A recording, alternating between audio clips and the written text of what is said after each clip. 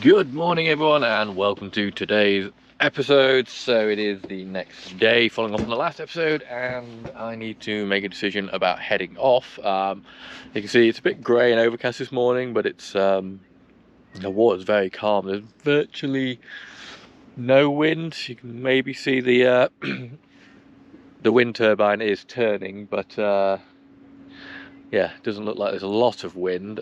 So still haven't 100% decided where I'm going today. And that's kind of deliberate because this will be the first solo sail I've done on Hat Trick and the first solo sail I've done full stop in a long time. So I'm gonna either the furthest place I want to get to potentially is Norfolk Butte, one of our favourite anchorages down there. But I'm going to see how it goes. If I get out and I feel like I'm struggling or there's problems with the boat or any issues, then I may end up just going to Holy Lock, which is just a couple of hours from here. If I go a bit further and I start having issues or don't feel comfortable, then I'll go to Port Valentine, which is probably about 4 or 5 hours from here. And if everything goes amazing and I'm having a great time, then I'll carry on to the Norfolk Butte, which I think is about 6 hours. So I've got to head to shore because I'm waiting for a delivery for something for the engine. Nothing critical, but something that a job that I want to do, which I'll cover in another episode probably. So I've got to load up the battery, head to shore, hope the post has arrived, and then as soon as that's arrived, we'll come back, throw off the lines and get going. Okay, so my delivery has arrived, so I've got the bits I need for the engine. I'm not going to need to do it today, though. I'll do it when I get to the other side because it's just a reconfiguring of the coolant system. And yeah, so nothing more really to do but throw off the lines and get going, I guess. A bit nervous, if I'm honest, but I'm sure I'll be fine. We're not doing anything too crazy, we're not going too far, so we'll just play it by ear, take it easy, see how the trip goes, and you know, if in doubt, we'll rush to a safe haven. But yeah, still a beautiful day, and the breeze is picking up a little bit, so I am kind of hoping that I might get a little bit of sailing, because I don't really want to push the engine for hours and hours if I can avoid it. But yeah, we'll have to see once we get out of the shelter of this bay. Right, so engine's running. Sounds alright to me. All geared up, I'm set up. I think I've got everything I need where I need it to be, so yeah, nothing left to do but toss off the lines and let's get going.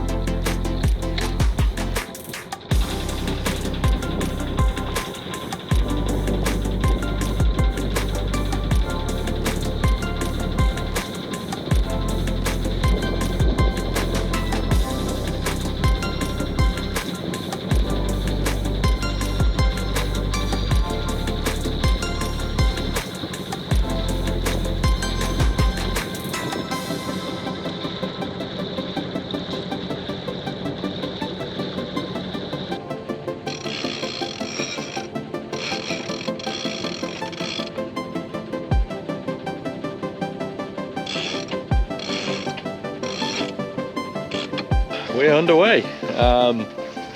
Just turned the engine off. We're just on the head sail at the moment. A little bit of breeze, not great, but it's okay. But I think I'm just going to potter along on the head sail for a bit, make this next turn that I've got to make, and then I'll see what it looks like. I've got the mainsail unpacked, so I might put it up. Like I say, I'm just easing myself into this solo sailing life. Also got the autopilot doing its job, steering better than I probably can, so hopefully I'm just going to leave that and let it do its thing. That way I'm free to manage the rest of the boat.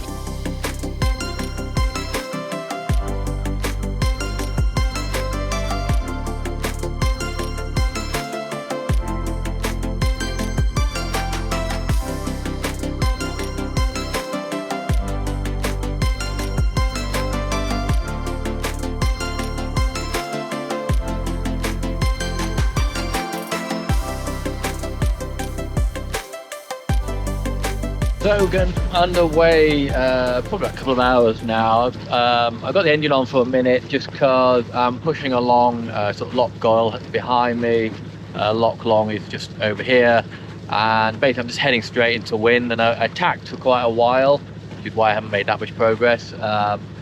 But it was just going to take me hours and hours just to get out to straight. But once I get out to the sort of straight, don't know what it's called, but the straight all the way down to Butte, the wind should be on my side, and I should be able to just go on one tack all the way down and hopefully sail all the rest of the way. So yeah, I got to push on with the motor for, looking at the chart, maybe about another half an hour or so. Get around this point, and then, like I said, should have a nice smooth sail all the way down to Butte.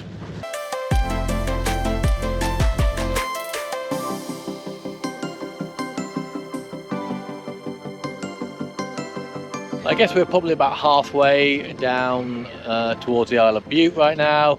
We're going back and forth because we're rocking back and forth because we've just had a I don't know, warship, navy ship of some sort. Yeah, that's getting past. We're just seeing its wake. As you can maybe see around me, not a lot of wind.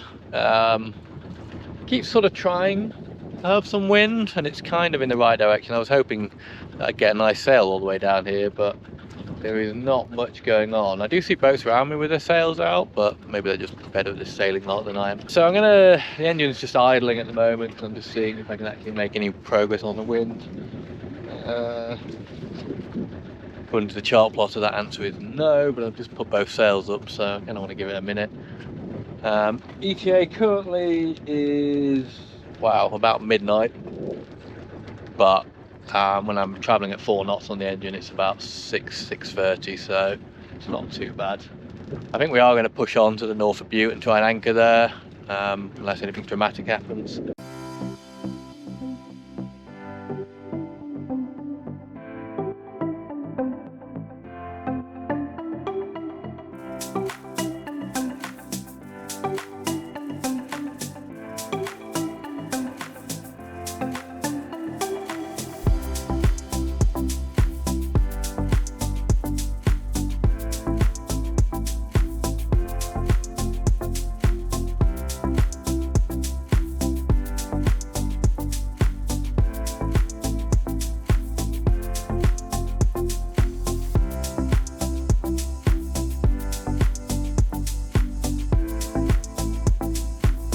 Okay, so we are finally nearing our destination. I'm just heading up between the Burnt Islands, which you can hopefully see in front of me there. Yeah, we're just about to go through the narrow bit, so I should probably turn off the autopilot. It's been a dull and uneventful trip, shall we say. I mean, it's actually turned out to be a beautiful day, far more than it was when we started out this morning. But also, it's not been a sailing day. I've had the sails out many times today, but the wind has just not been in my favour. So, but I mean, on the positive, the motor's been chugging now for, I don't know, like 4 or 5 hours today, and doesn't seem to have missed a beat. So I take that as a good sign. Anyway, right, let me stick this camera somewhere where hopefully you can see what I'm doing, because I got to navigate through the narrow channel here, and yeah, should probably focus on not crashing into the rocks rather than filming.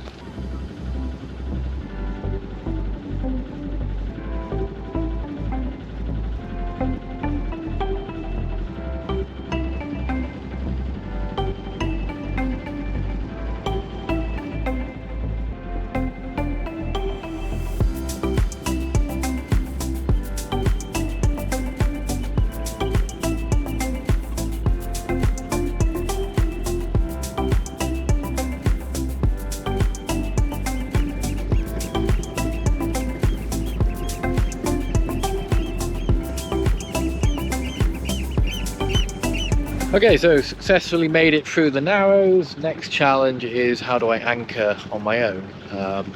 Normally Joe drives and I drop the anchor, but obviously that's not going to work today.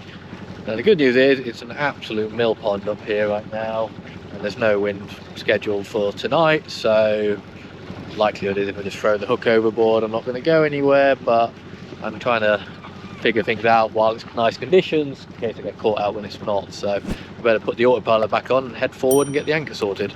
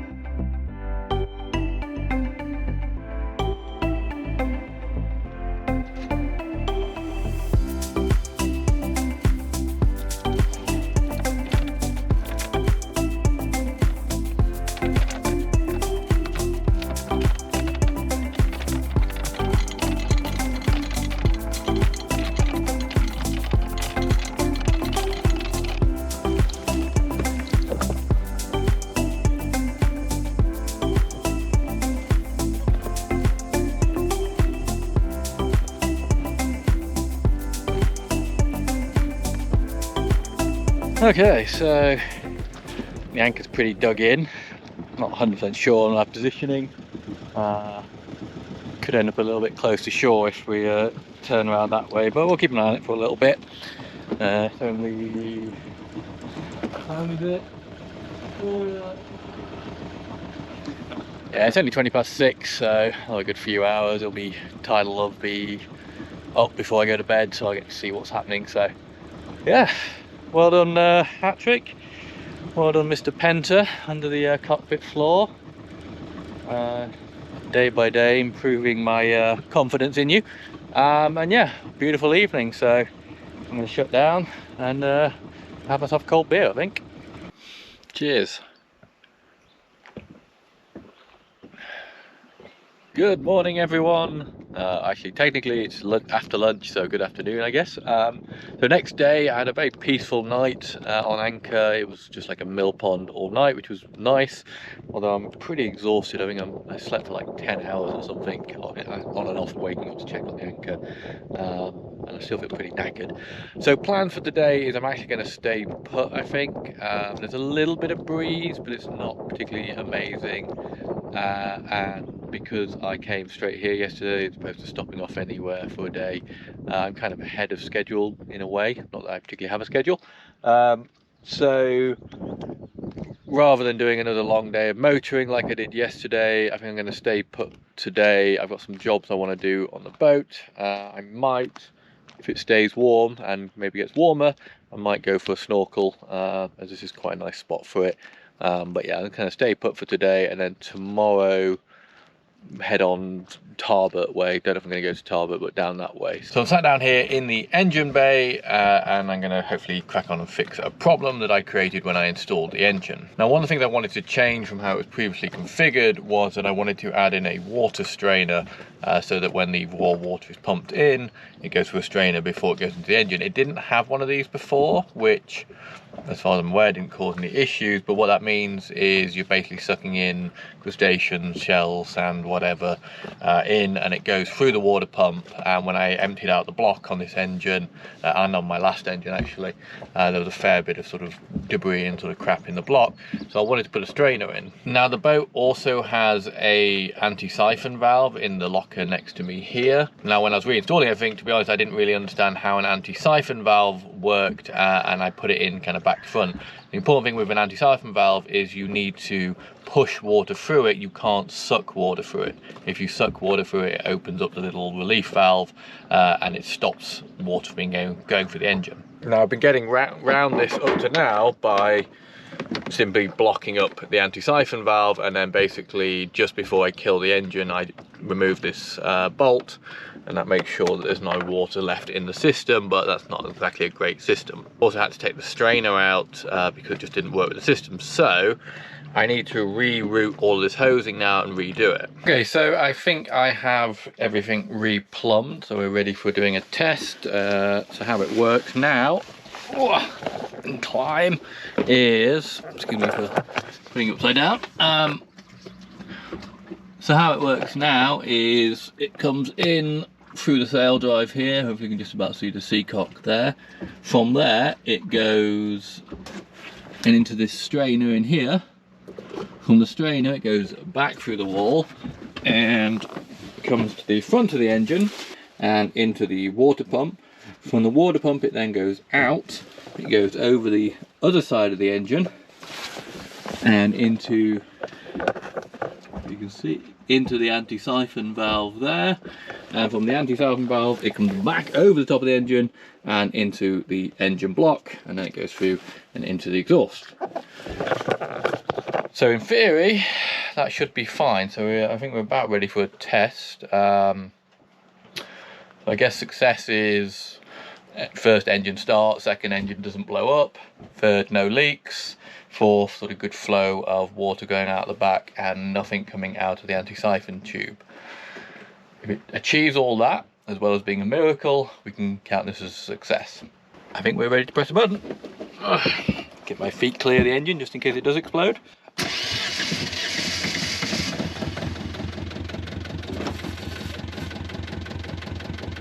Started pretty well.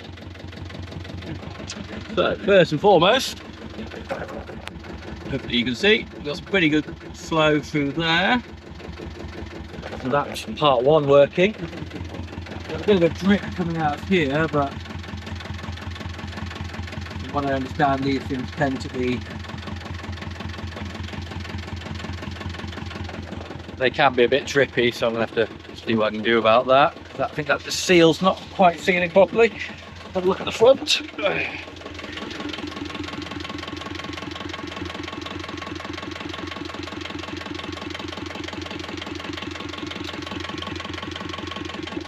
Doesn't look like there's any leaks coming out of any of that.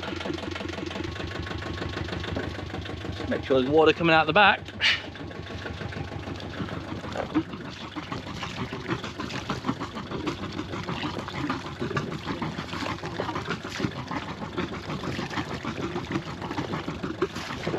Yeah, that's a pretty good flow of water coming out the back. Okay, I think that was pretty successful. Adjusted that little hose a bit. I read online somewhere that was saying that you got to be really finicky with how you tighten it, because it's got a really like weird way of sealing, and if you're over tighten it'll leak, and if you under tighten it'll leak, so you just got to get it just right. And I managed to adjust it and get it just right. So nothing's leaking. We don't have to do a weird botch, stick a bolt in the end of a pipe to stop the to make the water system work, which obviously if we were ever to forget to do that could be pretty catastrophic pretty quickly, so that's good. We've got a strainer in the system now, so that should stop rubbish getting in. So I think we are done, so I'm just going to tidy up now and see what I'm going to do with the rest of my day. Well, the sun is still out, and I wouldn't say I'm warm, but I'm warmish, so I think I'm going to actually go in the water. I got my half my wetsuit on. So squeeze into the other half. My trick with getting in the water in Scotland is put your wetsuit on early, that way you will start to sort of die of overheating if it's in any way sunny, and that way getting in the water, as much as it's painful, will be at least saving your life. So that is my plan. I'm going to put my wetsuit on, get super hot, and then go in. I have dipped my toe. It is freezing, so I'm not sure I really actually want to do this, but beautiful day, flat sea, might as well go and have a look. At the very least I can have a look underneath the boat and make sure that, you know, there's no krakens hanging on there. Well, you can't put it off any longer. This is gonna suck. I think it'll be alright once I get in, but this is gonna be chilly. Dodgy ladder.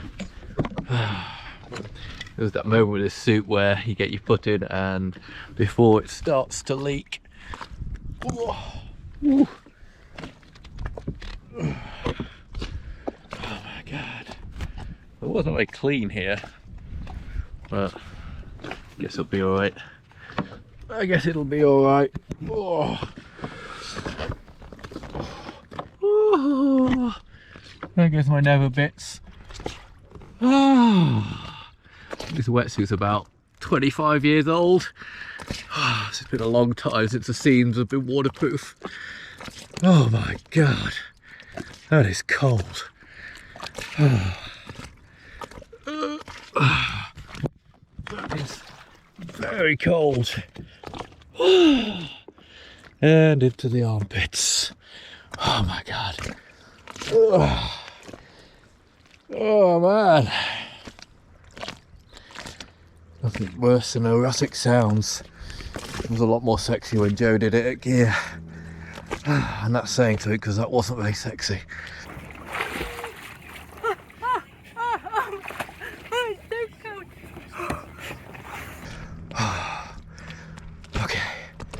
Okay.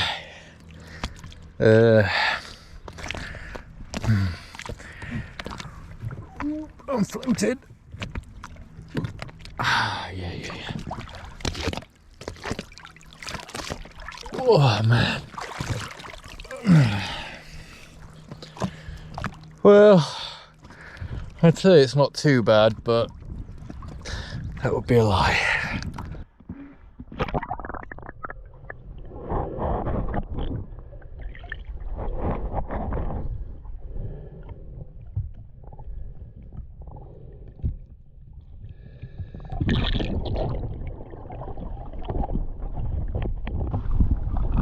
Well, that's not a good sign. The fucking pop's loose. Shit. better side I spotted it now before it fell off on me mid-journey. That's a fucking disaster waiting.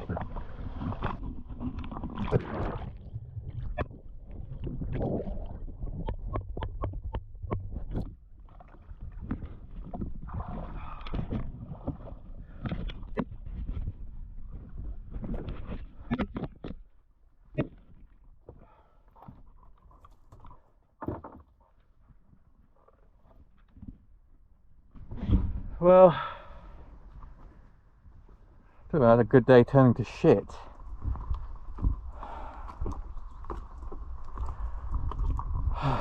Yeah, basically went under and the pop's loose, which is something, to be honest, that I've been worrying about, because I've read lots of stories online of pops falling off, and the way it's held on is stupid. Like, in my mind, the best thing to do would be you put the bolt on and you put a split pin through it, and that split pin means the bolt can never turn, but there isn't one on this. It's got like a weird internal kind of bolt.